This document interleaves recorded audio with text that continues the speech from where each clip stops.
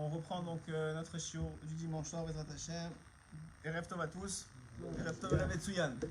Bezrat Hashem. Et B'Siata d'Ishmaya, qu'on est de la Siata d'Ishmaya pour partager la Torah de Rabbeinu, que ces paroles de Torah, comme on l'a dit, soit les Nishmat, tous ceux qui sont partis à l'Akba Omer, et soit pour le refouach les mains de tous ceux qui sont en situation difficile en ce moment, quelle qu'elle soit. Bezrat Hashem, on va essayer de partager avec nous, ensemble, de la Torah de Rabbeinu, une vision différente, toujours nouvelle et toujours différente de ce qu'est la Torah et de ce que devrait être la Torah, comme on devrait l'accepter à Shavuot. On est donc dans le Sfirat HaOmer, et on sait, comme je disais tout à l'heure, qu'à Sfirat HaOmer, il y a deux parties, comme c'est apporté par Rabbi Nathan aussi. Il y a deux parties. Une partie...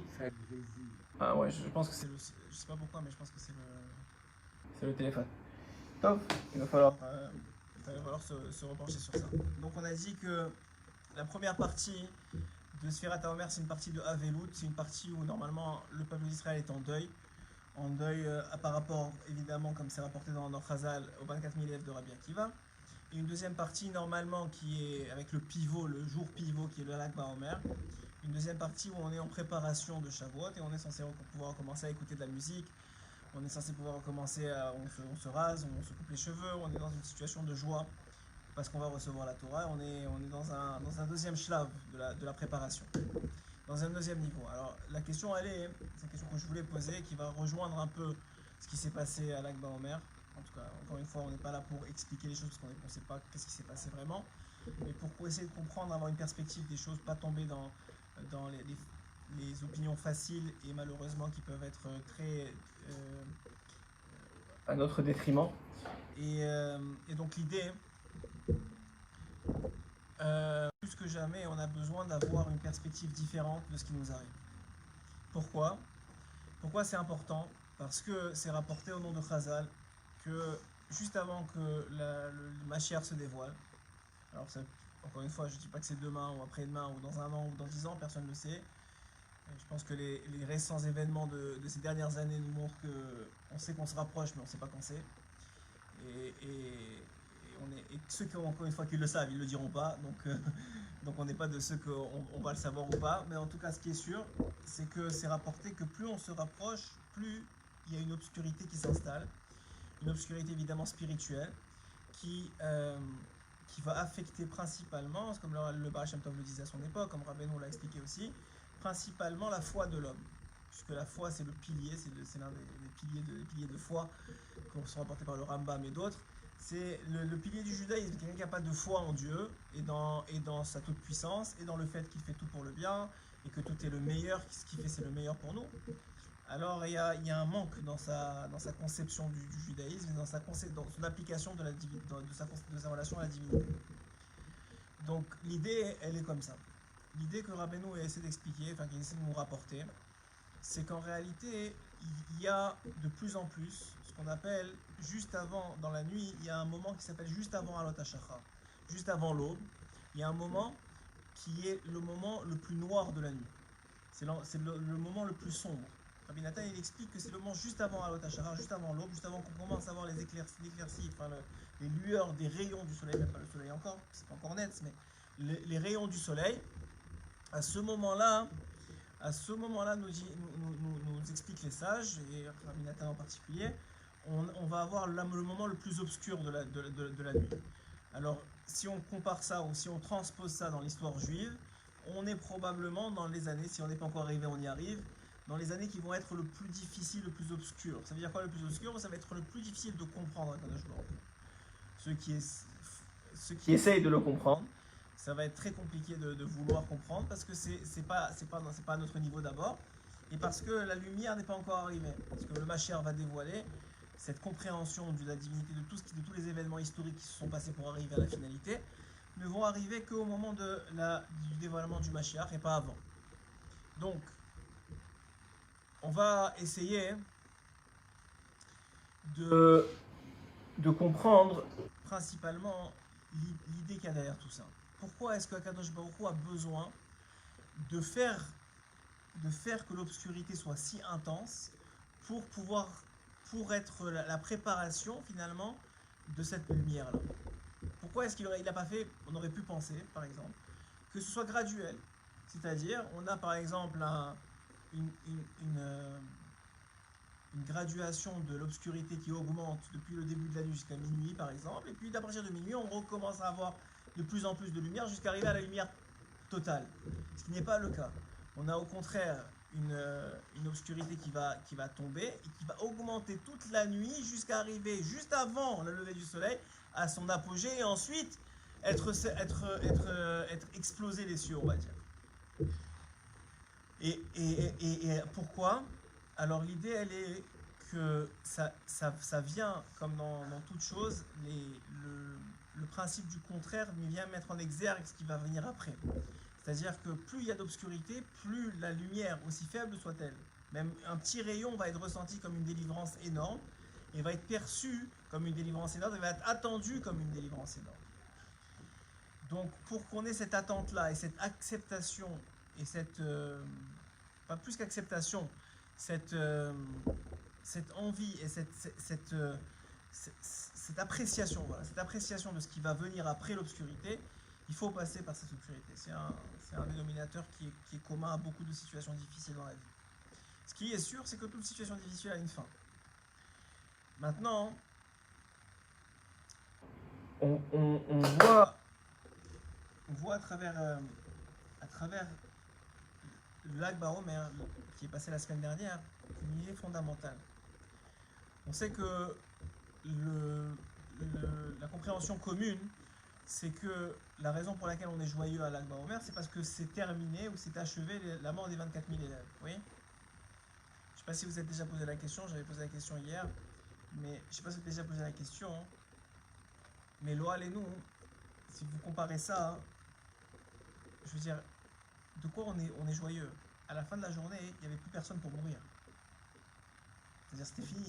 Ils étaient tous morts. Donc de quoi tu es joyeux? C'est fini qu'ils sont morts, mais ils sont tous morts de toute façon. Je veux dire, je ne sais pas si vous avez posé la question, ok, on est content, grâce à Rabbi Shimon, alors ça s'est terminé. Mais terminé quoi? De toute façon, ils sont finis, ils sont morts tous, il ne reste plus personne. Donc il s'est terminé. Qu'est-ce qui s'est terminé exactement? Vous avez couché, hein? C'est une question. Alors, maintenant, on va essayer de comprendre la réponse. À travers la réponse, peut-être qu'on va avoir une perception différente de qui est Rabbi Shimon. Et peut-être qu'on aura une perspective différente de ce qui s'est passé la semaine dernière. Si on va un peu plus tard, après Rabbi Shimon est venu celui qui a dévoilé et qui a remis au bout du jour le Zohar, mais qui a dévoilé la Kabbalah, c'est le Harizal. Le Harizal a donné des clés de compréhension de l'histoire juive, avant lui en tout cas, qui était impossible d'acquérir, parce qu'il avait une connexion directe avec Eliyahu Navi, il avait une connexion directe avec le ciel, et il voyait clairement des choses, il n'était pas en supposition, il savait ce qui se passait. Le Harizal était un tzadikim qui était capable de savoir ce qui se passe. Pas il supposait, pas il avait compris de l'étude, il savait. Il voyait, il montait, il descendait, un peu comme le Baal Shem Tov, un peu comme Rabbeinu, un peu comme un peu comme Rabbeinu, comme le Baal Shem Tov, comme Rabbi Shimon Bar Yochai. C'est des gens qui savaient ce qui se passait en eux. Il n'y a pas de doute. Quand on voit le Zohar, on ne comprend rien dans la plupart des Zohars, mais on voit que quand il parle du cher céleste, de quel dmout, de quel visage il y a dans le char, que chacun il y a des animaux là-bas et que chacun est en fonction de l'animal en bas, enfin tout ce qu'ils expliquent, même sans comprendre, on comprend qu'eux ils savaient, eux ils comprenaient. Donc l'idée elle est qu'il y a quelque chose qui se cache derrière tout ça. Il y a quelque chose qui se cache que il n'y a personne qui s'est levé au bout de 2000, 3000, 4000 qui partent. Il faut comprendre. Qu'est-ce que ça veut dire là? On en a eu 45, Gematria Adam. Le Adam dans le Zohar, c'est Rabbi Shimon Bar Yochai, c'est comme ça qu'on l'appelle, Adam. Donc il a pris Keneget sa Gematria, Keneget correspondant à sa valeur numérique. C'est quoi?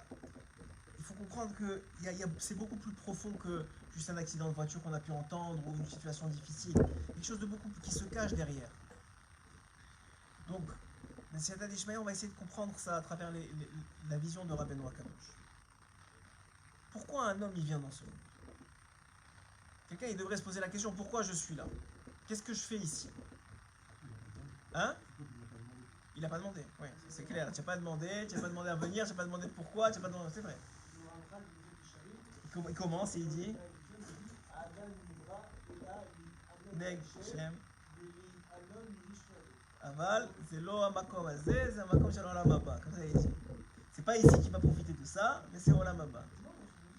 Non, il dit, tu n'as pas fini alors l'introduction. Il dit là-bas qu'il est venu pour profiter de la lumière d'Hachem. Il dit, mais le problème, c'est que la lumière d'Hachem, elle n'est pas ici. Il dit, alors pourquoi on est là? Il dit, parce que c'est le seul moyen d'accéder à la lumière d'Hachem qui, elle, est dans l'olam haba. Comme ça, il explique dans l'introduction de l'olam haba. Mais c'est déjà. Mais tu peux voir, tu verras peut-être quand tu es à la maison. Et Mamash, justement, j'ai étudié ça il y a pas longtemps j'ai re-étudié ça avec quelqu'un et j'ai trouvé ça très beau aussi parce que c'est exactement la réponse. Il est venu pour l'Itaneg d'Hachem. Ça veut dire il est venu pour profiter de la lumière divine, il est pour profiter du bien que Kadosh Baruch Hu veut lui donner. Alors vous allez dire pourquoi il y a tellement de souffrance? Parce que le bien n'est pas là. Le profit, c'est pas ici qu'il va l'avoir. Le profit, c'est dans l'autre monde. Mais pour arriver pour pouvoir profiter de l'autre monde, il faut qu'il finisse quelque chose ici, un travail. Ce qu'on appelle communément un tikkun, une réparation. Une réparation de quoi?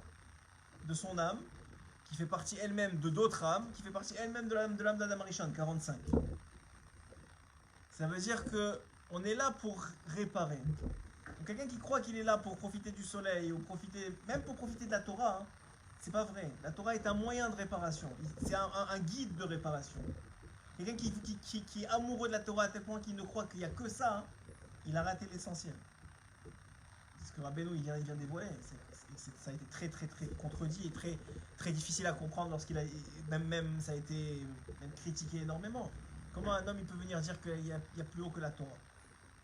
Il y a pas plus, on va recevoir la Torah dans quelques jours. Comment on peut dire qu'il y a plus haut? La Torah, le Torah c'est c'est l'essence de Dieu, c'est qui il est, c'est la connaissance de Dieu. Comment je peux dire qu'il y a quelque chose de plus grand que la Torah?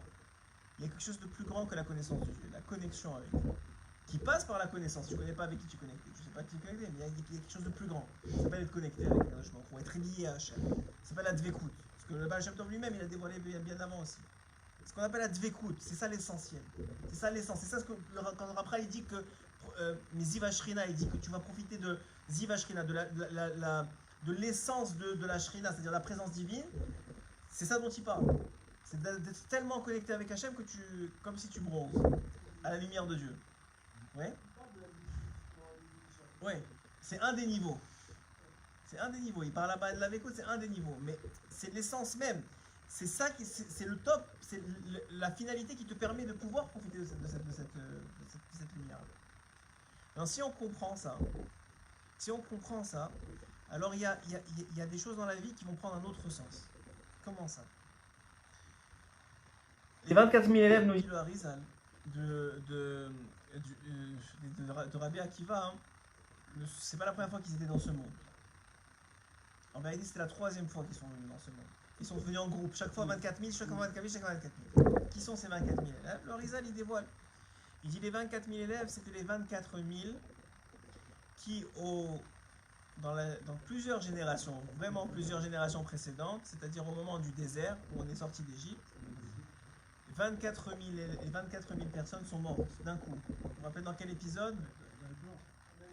Avec Baal Peor, avec Cosby Batsour, exactement, avec les films de Midian. Lorsque Bilam n'a pas réussi à maudire à Israël, il a donné comme mauvais conseil à Bilam, il a donné comme mauvais conseil d'envoyer les femmes de Midian. Et malheureusement, elles ont fait tomber.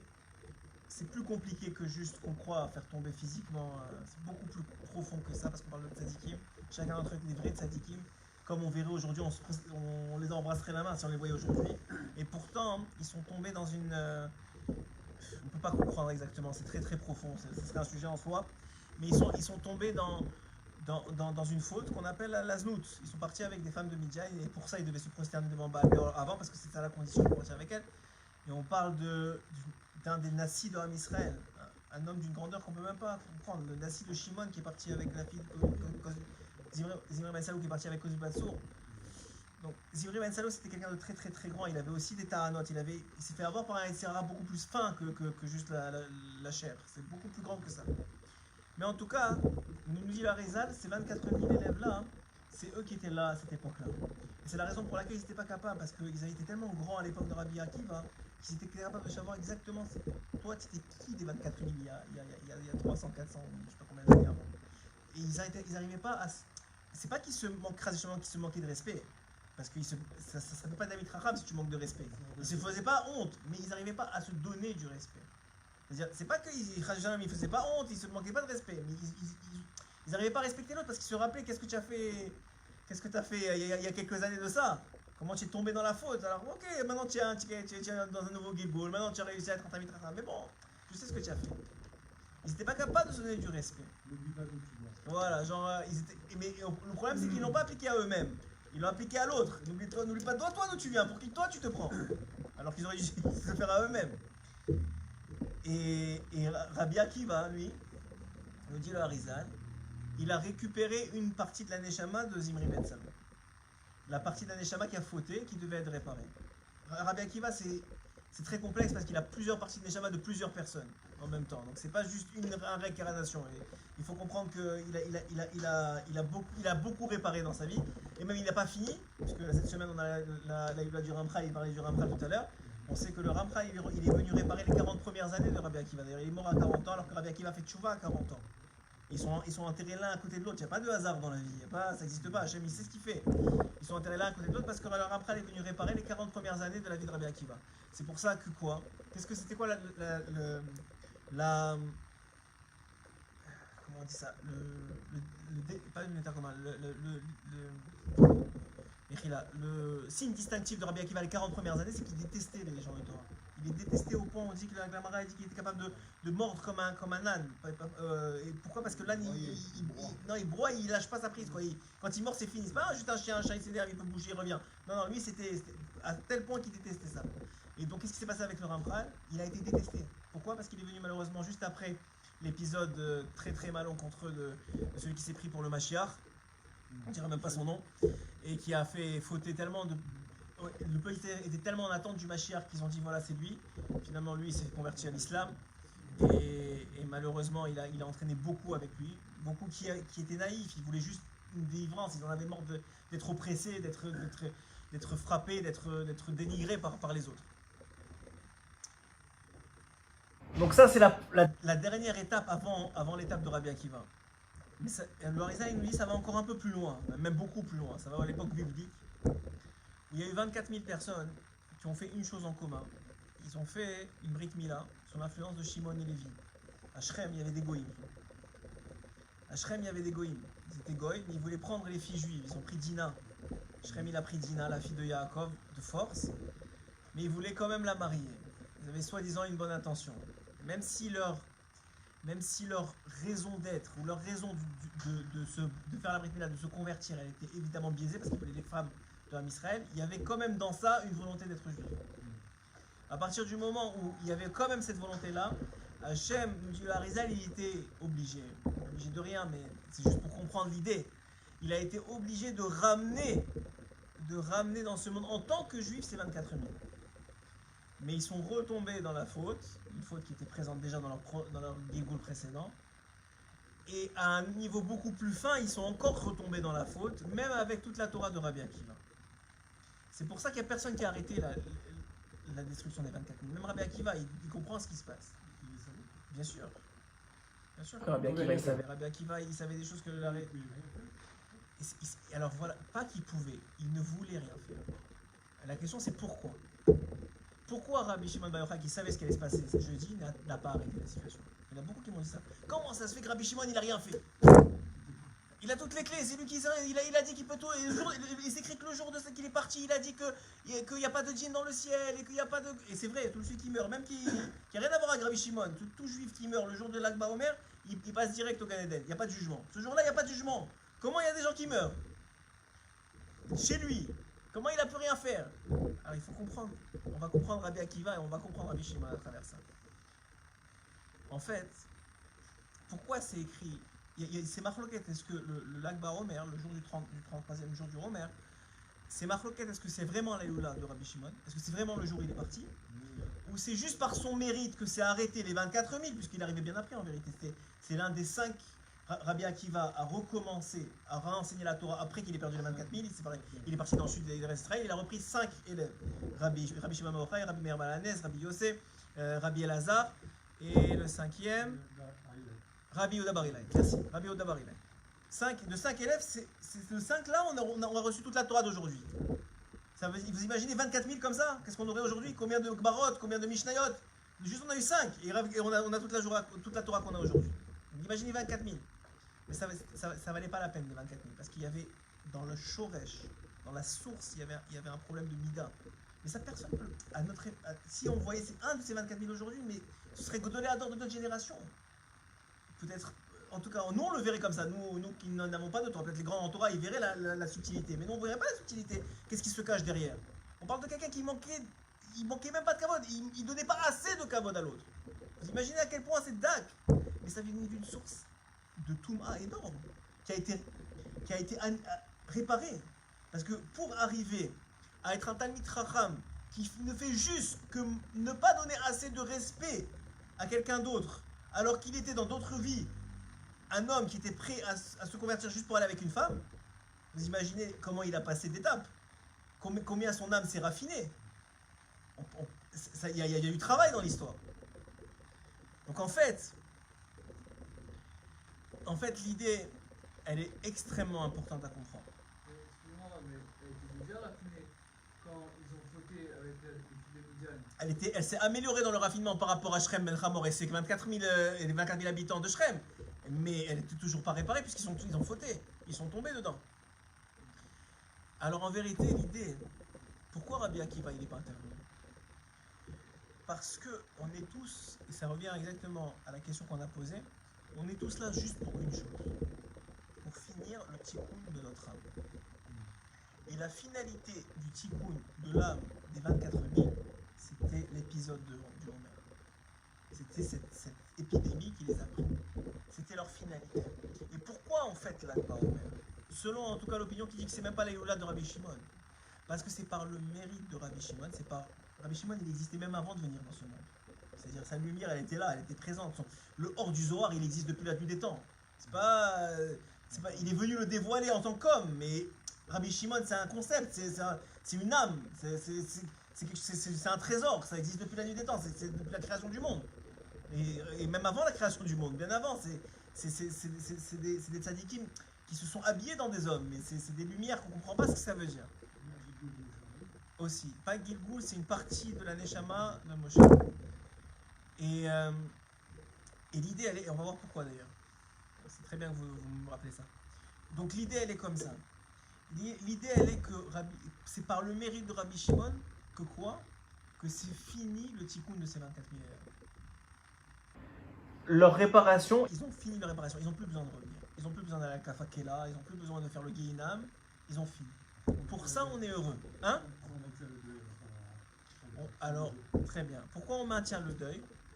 Parce que on a perdu 24 000 étudiants en Torah. On a perdu 24 000 Rabbi Shimon ou Rabbi Meretz. Nous, on a perdu leur Torah. À cause de qu'il fallait faire leur tikkun, il fallait que ça passe par là et qu'ils n'étaient pas encore réparés, on a perdu ce potentiel d'acceptation. Et c'est pour ça que ça fait partie de la préparation de la Torah. On fait d'abord le deuil de toute la Torah qu'on a perdue. Et même à un titre individuel, on fait le deuil. Cette préparation à Shavuot, c'est d'abord, et c'est pour ça que c'est un deuil, c'est d'abord faire le. J'ai des frissons de ça parce que ça vient de me descendre. C'est d'abord faire le deuil de tout le bitul Torah qu'on a fait. Avant de pouvoir dire à Hachem, j'en veux encore. Mais qu'est-ce que tu as fait avec ce que je t'ai donné l'année dernière? Tu étais censé en faire 800 pages, tu en as fait 5. Qu'est-ce qui est arrivé avec les 795 qui sont passés où? Dans quel restaurant? Dans quel truc? On vient de sortir je ne suis pas mes 4 règles. Je ne veux pas ouvrir Al-Tistarpel à Satan, on dit. Mais on vient de sortir, Baruch Hashem, de façon miraculeuse ici en Israël, du virus. Qu'est-ce qui a changé dans les Beth Midrash? Les restaurants sont toujours aussi pleins. Les boîtes de nuit, j'en parle même pas. Il y a des questions à se poser, non? Je veux pas. Mais il y a beaucoup de bien qui est arrivé de ça. Il y a beaucoup de gens qui ont pris conscience, qui ont fait tchouva, plein de choses superbes. Il y a des gens qui sont revenus à la Torah, beaucoup de très belles choses. Et c'est ça qu'on retient. Mais il y a un autre côté aussi qui est évident. Et tous à chacun. C'est pas pour voir les autres. On n'est pas des élèves de Rabbi Akiva. Soi-même, on comprend qu'on peut faire beaucoup plus que ce qu'on fait. Chacun d'entre nous, on est capable de faire beaucoup, beaucoup plus que ce qu'on fait déjà. C'est obligé. C'est dans notre potentiel d'âme, elle est infinie. Donc on comprend cette idée-là. Donc si on comprend ça maintenant, alors il faut comprendre que ce qu'on fête à l'Akba Omer, c'est la fin d'un tikkun. Parce que c'est une joie énorme pour une âme de dire c'est bon, j'ai fini mon travail. Je peux maintenant profiter de Ziva Shrina. La raison pour laquelle j'ai été créé, je peux maintenant commencer à faire ça. Et si on comprend ça, on comprend ce que veut dire Rabbi Shimon lorsqu'il dit que le jour de Saïloula, ou le jour de l'Ag Baomer, il n'y a pas de dîne dans le monde. Ça veut dire que tout celui qui est parti ce jour-là, il a fini son tikkun. C'est une garantie. Rabbi Shimon, il a dit voilà, c'est bon, je m'occupe de toi, c'est terminé.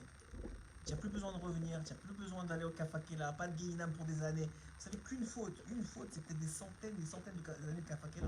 Ce que dit, quand vous lisez un peu, pas beaucoup de Zohar ou du Harizal, mais ça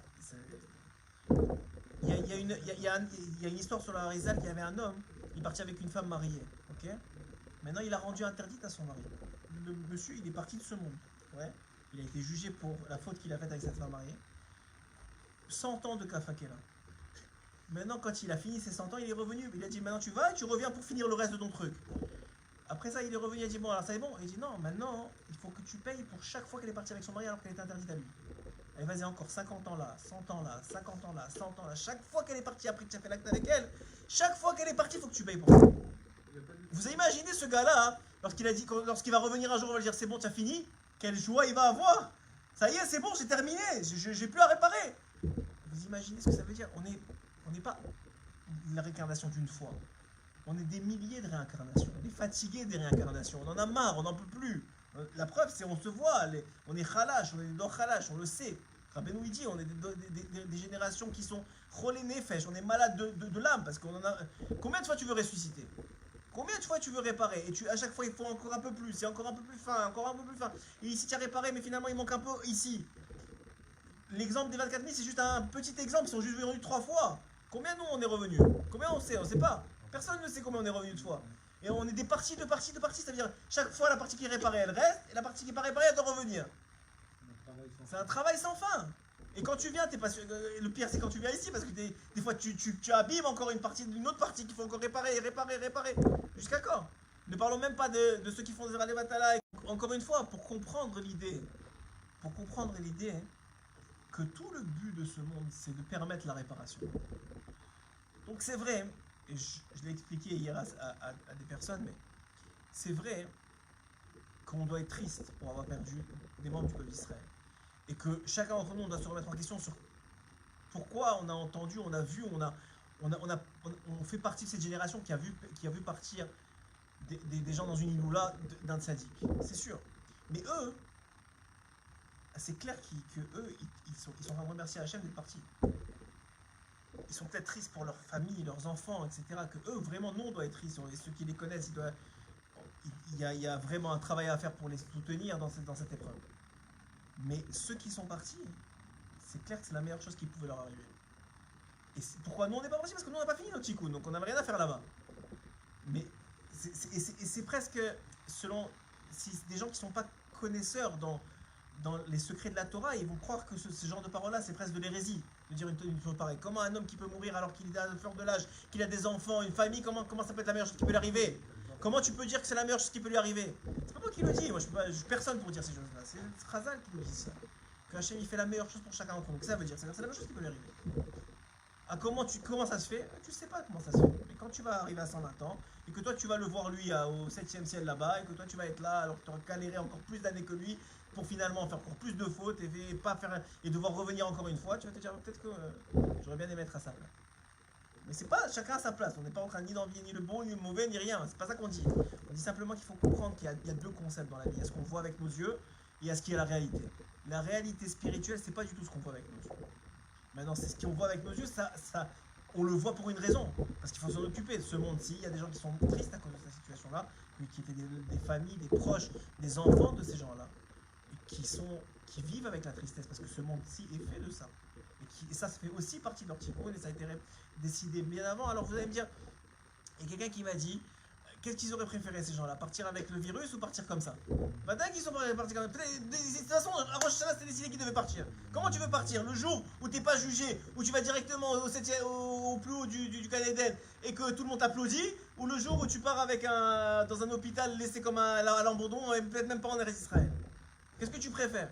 Si le gars il avait à choisir, c'est sûr qu'il préférait ça. Mais personne ne choisit ça, ni sa mort, ni comment il va mourir. Ça, c'est les cheshbonot d'Hachem. Mais on comprend qu'il y a quelque chose de plus grand que nous, beaucoup plus grand que nous. Alors vous disiez hier et tout à l'heure que Rabbi Shimon c'est aussi la réincarnation de qui? De Moshe. Alors c'est quoi l'histoire de Rabbi Shimon? L'histoire de Rabbi Shimon c'est qu'il est parti, il s'est enfui, comme ça qu'on raconte aux enfants. Même la Gemara dit un peu la même idée. Il s'est enfui dans la Mara, il s'est enfui des Romains. Pourquoi? Parce qu'il était avec Rabbi Yehuda et Rabbi Yossi. Shimon avec Rabbi Yehuda et Rabbi Yossi, ouais. Avec Rabbi Yehuda et Rabbi Yossi, il y avait un Yehuda, le fils, et un autre Yehuda, un fils d'un prosélyte qui était là. Hein?